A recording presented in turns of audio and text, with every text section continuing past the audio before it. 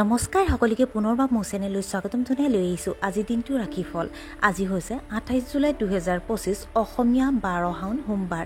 আজি সূৰ্যোদয় সময় পুৱা 4:32 আৰু সূৰ্যাস্ত সময় 6:02। আজি হৈছে চতুৰ্থী তিথি আৰু শুক্লপক্ষ। আজি দিনটোৰ প্ৰথম ৰাশি হ'ল মেষ ৰাশি। আইনী বিষয়বোৰ সমাধান কৰাত আপুনি সফল হ'ব। স্বাস্থ্যৰ প্ৰতি সাৱধান হওক। আপোনাৰ বৈবাহিক সমস্যাৰ সমাধান হ'ব। অভিভাৱকে আপোনাৰ মনোবল বৃদ্ধি কৰিব। আপুনি সামাজিক কামত অংশগ্ৰহণ কৰিব পাৰে। বৃষ ৰাশি। ব্যৱসায়ত আপুনি কিছু অসুবিধাৰ সন্মুখীন হ'ব। বন্ধু বা আত্মীয়ৰ পৰা সুবিধা লাভ কৰিব। আপোনাৰ কথাত মানুহে গুৰুত্ব নিদিব। কৰ্মৰত পেছাদাৰীসকলে নিজৰ বছক ভয় কৰিব। মহিলা থলুৱা লোকৰ বাবে দিনটো অতি শুভ। মিথুন ৰাশি। আজিয়ে নিজৰ পৰিয়াল আৰু স্বাস্থ্যৰ যত্ন লওক। পাৰ্টি আৰু পিকনিকলৈ যোৱাৰ পৰা বিৰত থাকক। বন্ধু বান্ধৱীৰ লগত গুৰুতৰ বিষয়ৰ ওপৰত আলোচনা কৰিব। আপুনি হয়তো আজিয়ে অপ্ৰয়োজনীয় কাজিয়া সমাধান কৰিব।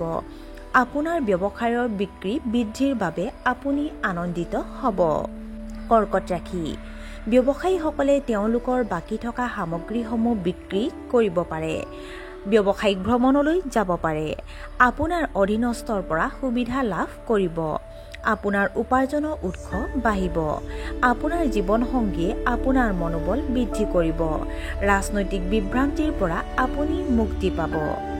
সিংহ ৰাশি। প্ৰশাসনৰ লগত জড়িতসকলে বৌদ্ধিক সিদ্ধান্তৰ বাবে খ্যাতি লাভ কৰিব। আপোনাৰ স্বাস্থ্যৰ উন্নতি হ'ব। প্ৰয়োজনীয় কামবোৰ সময়মতে সম্পূৰ্ণ হ'ব। শিশুৱে পঢ়া শুনাৰ উৎকৃষ্ট প্ৰদৰ্শন কৰিব। কাৰিকৰী ক্ষেত্ৰত অধ্যয়ন কৰাসকলৰ বাবে এই সময় অতি শুভ। কন্যা ৰাশি। আপোনাৰ বৈবাহিক সম্পৰ্ক আনন্দময় হ'ব। আপুনি শিশুৰ বাবে চিন্তা কৰিব পাৰে। আপুনি সন্তুষ্ট হৈ থাকিব। প্ৰেমিকৰ পৰা একো লুকুৱাব নালাগে। গৱেষণামূলক কামত আপুনি যথেষ্ট সফলতা লাভ কৰিব। আপুনি গুৰুত্বপূৰ্ণ ব্যৱসায়িক সিদ্ধান্তত ভুল কৰিব পাৰে।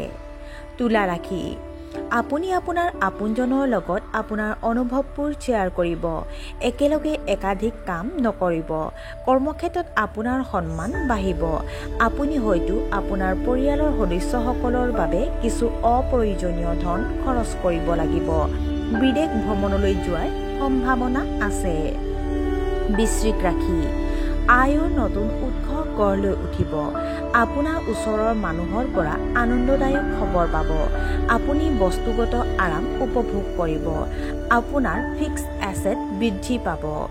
আপুনি এলাহ ঢালি নিজৰ লক্ষ্যৰ দিশৰ অতি গুৰুত্ব সহকাৰে আগবাঢ়ি যাব। ধনু ৰাশি। ছাত্ৰ ছাত্ৰীসকলে নিজৰ শিক্ষাৰ ওপৰত গুৰুত্ব দিব লাগে।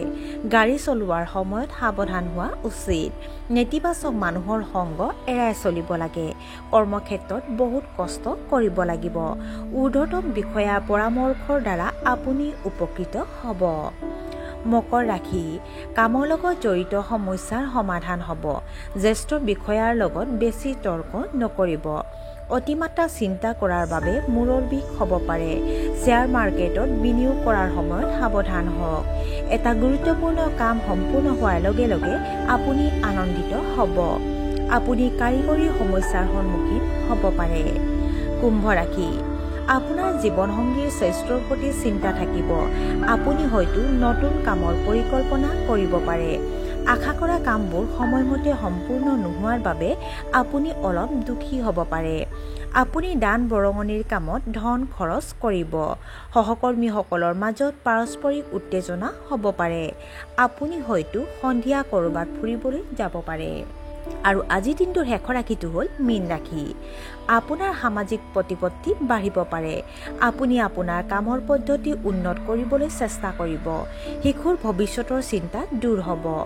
ঔষধ ব্যৱসায়ীসকলে লাভ কৰিব পাৰে বৃহৎ আৰ্থিক লাভ। শহুৰেকৰ পৰা সন্মান অৰ্জন কৰিব। আৰু আজিৰ দিনটোৰ ৰাশিফল ইমানতে অন্ত পৰিছে। আশা কৰোঁ আপোনালোক প্ৰত্যেকৰ আজিৰ দিনটো সুন্দৰ হওক। ধন্যবাদ।